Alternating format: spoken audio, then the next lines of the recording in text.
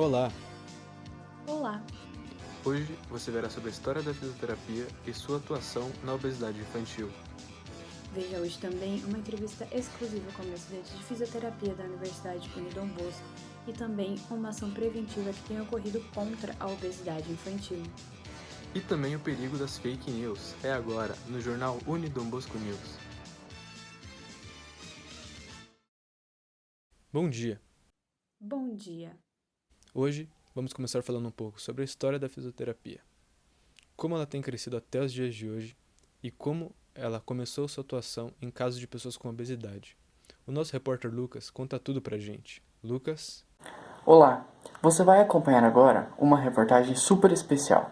Vou te contar a história de uma profissão que vem crescendo muito nos últimos anos e um trecho do seu papel na obesidade infantil, a fisioterapia. A história da fisioterapia se passa por 4 períodos principais: Antiguidade, Idade Média, Renascimento e período da industrialização. Na Antiguidade, havia uma forte preocupação com pessoas que apresentavam diferenças incômodas, e o foco era eliminar essas diferenças através de procedimentos com instrumentos e alguns recursos. Na Idade Média, houve uma interrupção nos estudos e no avanço da atuação na área da saúde. O corpo humano passou a ser usado para outros fins. O clero e a nobreza tinham o objetivo aumentar a potência física, por exemplo. No Renascimento, nota-se uma preocupação com o tratamento e os cuidados com o organismo lesado, e também com a manutenção de condições normais já existentes em organismos sãos. Na industrialização, durante o período da Segunda Guerra Mundial, foram criadas muitas escolas de cinesioterapia, com o objetivo de reabilitar e tratar os mutilados e lesionados que vieram da guerra, que necessitavam do mínimo de condições normais para retornar às suas atividades. Agora eu separei para você algumas informações a respeito da obesidade infantil. Antes de qualquer coisa, é necessário compreender que a melhor maneira de evitar as complicações da doença é prevenir estimulando hábitos de uma vida saudável. Mas que complicações são essas que as crianças podem desenvolver? Podemos citar as mais comuns como diabetes, problemas respiratórios, aumento da pressão sanguínea e depressão. E o tratamento requer muita dedicação. Dentro dele serão realizadas diversas atividades e procedimentos, como jogos de saltar e correr, jogos com bolas e até mesmo hidroterapia. Para maiores informações, siga nossas redes sociais e continue aqui nos acompanhando. Até logo! E agora, uma entrevista exclusiva com uma estudante de fisioterapia da Universidade Unidom Bosco, onde ela vai estar nos contando um pouco mais sobre toda essa questão de obesidade. Davi, é com você. Bom dia, Nicolas. Bom dia, Keila. Estou aqui com a aluna Camila do 9º período e vou fazer algumas perguntas para elas com relação à prevenção da obesidade infantil. A primeira pergunta é: quais os fatores de risco que influenciam no desenvolvimento da criança com obesidade? Levando em consideração que a motricidade ela é uma constante na vida do indivíduo, é importante pontuar que na faixa etária compreendida entre 6 e 10 anos são consideradas de grande importância para o desenvolvimento físico da criança. Os índices de obesidade infantil eles têm se demonstrado elevados de forma significativa nos últimos anos. E dentro desses índices são pontuadas algumas questões, sendo elas predominantemente os maus hábitos alimentares e o sedentarismo, como grandes fatores de risco para a obesidade infantil. A segunda pergunta é: quais exercícios são indicados e contraindicados para prevenir a obesidade? Bom, em relação à indicação ou contraindicação de exercícios físicos para prevenir a obesidade, é importante salientar que nessa fase de desenvolvimento motor é importante que a criança realize sim atividades físicas, independente de qual seja, se seja uma corrida, se seja natação, mas é importante que ela pratique, porque ela está numa fase de desenvolvimento motor. Porém, não é possível pontuar de forma assertiva quais os exercícios que são indicados ou contraindicados, porque cada indivíduo precisa de uma avaliação única e direcionada para ele, para avaliar os fatores de risco, se essa criança ela possa ter fatores hereditários, não só fatores somente em relação à obesidade, mas fatores cardiopulmonares. Então, é importante avaliar cada indivíduo de forma isolada para que sejam prescritos exercícios e não já de forma geral falar que esse pode ou esse não pode, mas toda criança deve praticar exercícios físicos. A terceira pergunta e última é: qual é a influência da fisioterapia na obesidade infantil? A A obesidade infantil ela é considerada um problema de saúde pública, onde, por se relacionar com um grande número de situações patológicas, onde se incluem disfunções do aparelho locomotor. São disfunções que não estão presentes somente em obesos, mas a prevalência nesse grupo ela é muito maior por conta do aumento da massa corporal e o aumento das necessidades mecânicas regionais que eles possuem.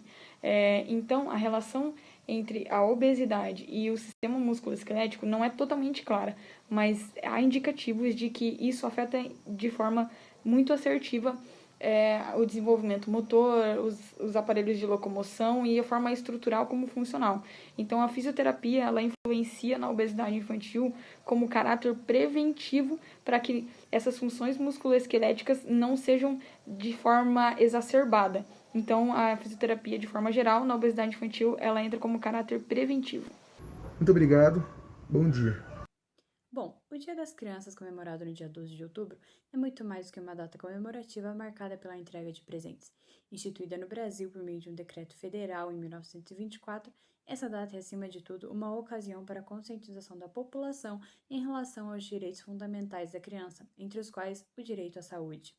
Em todo o mundo, inclusive no Brasil, a obesidade infantil tem sido um dos principais fatores que tem colocado em risco o futuro das crianças.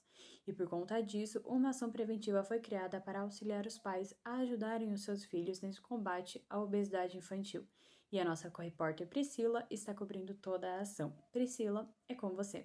Bom dia, Nicolas. Bom dia, Keila, e a todos que nos assistem. Segundo dados da Organização Mundial da Saúde, as crianças estão ficando obesas. Os dados são alarmantes e estima-se que em 2025, 75 milhões de crianças estarão acima do peso. Mais de 16% da população brasileira entre 5 e 9 anos de idade já se encontra em sobrepeso. Mais de 9% já estão com obesidade. E mais de 5% já são consideradas obesas mórbidas. Sendo assim, estudantes de graduação de fisioterapia resolveram lançar uma campanha de ação preventiva a respeito desse conteúdo. Vamos conversar agora então com a Priscila, que é uma das responsáveis por esse projeto da Universidade Unidom Bosco e vai nos explicar um pouquinho mais sobre como ele acontece. Bom dia a todos! Então, esse projeto consiste em uma parceria entre a Universidade Unidom Bosco, os acadêmicos de fisioterapia, os colégios da rede Dom Bosco e os conveniados e também a Nix de Inteligência Natural. Como ele vai funcionar? Um dia da semana, então, as crianças ficam proibidas de usarem alimentos como doces, frituras, fast food e refrigerantes. E além disso, 30 minutos de atividade física sem parar. De que maneira? Em colaboração com os professores de educação física e os estudantes de fisioterapia, promover atividades lúdicas, dançando, cantando, fazendo coreografias da moda, além de exercícios físicos orientados por esses profissionais. Por enquanto é um trabalho de formiguinha, porque acontece dentro das escolas, mas futuramente pretendemos estender para as praças, que são ambientes abertos, e a gente poderá atingir um público um pouco maior. Para saber um pouquinho mais sobre esse projeto, ser um colaborador, um patrocinador, dá uma pesquisadinha na nossa página. Seja você então um colaborador dessa campanha tão importante e não esqueça de acessar a página www.obesidadenãotemidade.com.br. Voltamos aos estúdios. Bom, não é novidade para ninguém que as notícias falsas, também conhecidas como fake news, vêm ganhando muita força nos últimos tempos. E isso não seria diferente em relação à obesidade infantil. Para nos contar um pouco mais sobre isso, a nossa repórter Yasmin vai nos mostrar todos os detalhes dessa matéria. Yasmin, é com você. Bom dia! Você sabe o que significa fake news? Essa expressão em inglês significa notícias falsas. É uma forma de imprensa que consiste na distribuição deliberada de desinformação através de jornais, televisão, rádio ou online nas mídias sociais. A fake news está presente até mesmo na obesidade infantil. Por exemplo, crescer emagrece. Se fosse realmente verdade, ao final da adolescência, todas as crianças obesas teriam perdido peso. O problema de ser uma criança obesa é crescer e ser um adulto obeso. Na verdade, na própria infância já é possível perceber o aumento da pressão arterial e do colesterol, Em alguns casos, as crianças desenvolvem até diabetes. Criança obesa é preguiçosa. Para a criança obesa, é muito difícil realizar certas atividades, como correr, saltar, pular. Fica a impressão que elas são preguiçosas, mas a verdade é que elas têm certas limitações físicas para realizar os exercícios. É preciso cortar doce, fritura e refrigerante. Bom, mesmo quem está em processo de emagrecimento pode comer de tudo. O segredo é controlar a quantidade e a frequência. Por último, quem nunca ouviu falar que a obesidade infantil está relacionada à genética? Bom, em parte está sim relacionado à genética, isto é, a criança ela já tem uma tendência a engordar que herdou dos pais. Mas em qualquer circunstância é importante receber ajuda profissional individualizada. Por conta disso, é importante que você sempre procure fontes e sites confiáveis para se informar. Unidom Bosco News contra notícias falsas. O nosso jornal Unidom Bosco News hoje fica por aqui. Um bom dia a todos. Um bom dia a todos. Tchau!